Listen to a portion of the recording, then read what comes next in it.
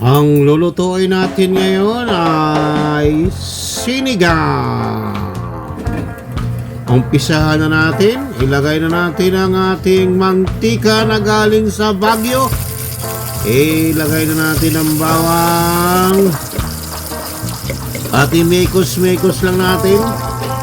At atin lang lulutuin. Ilagay na natin ang ating nagsusulong pork chop. Nag-iisang pork chop lang po yan. Sulong-sulo niya ang isang malaking lagayan. Ilagay na natin ang ating mga pang sangkotsa, ang sibuyas at saka kamatis. Yan, ganyan.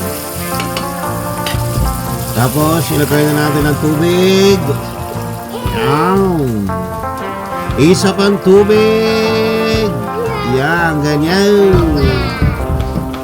Tapos, takpan muna natin. Pakukuloy muna natin ng isang araw. At pagkatapos ng isang araw, ayan na, buksan na natin. At timplahan na natin. Ilagay na natin ang ating patis na galing pa sa ibang bansa.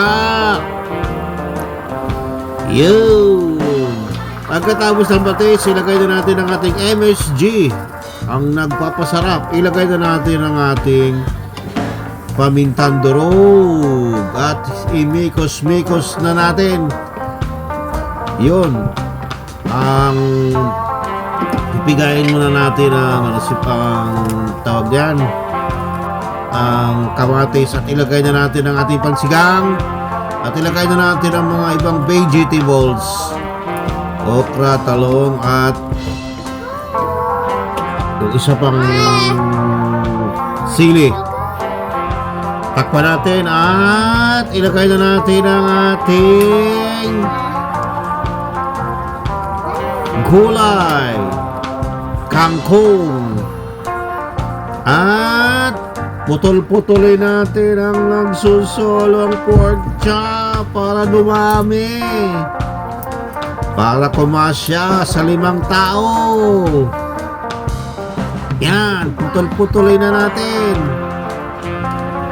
para dumami, para magkasya sa 5 tao. Yan, ganyan, yan ang tawang tipid. Yun, pakukuloy lang natin, takpan, at makaraan ng isang araw ay okay na yan.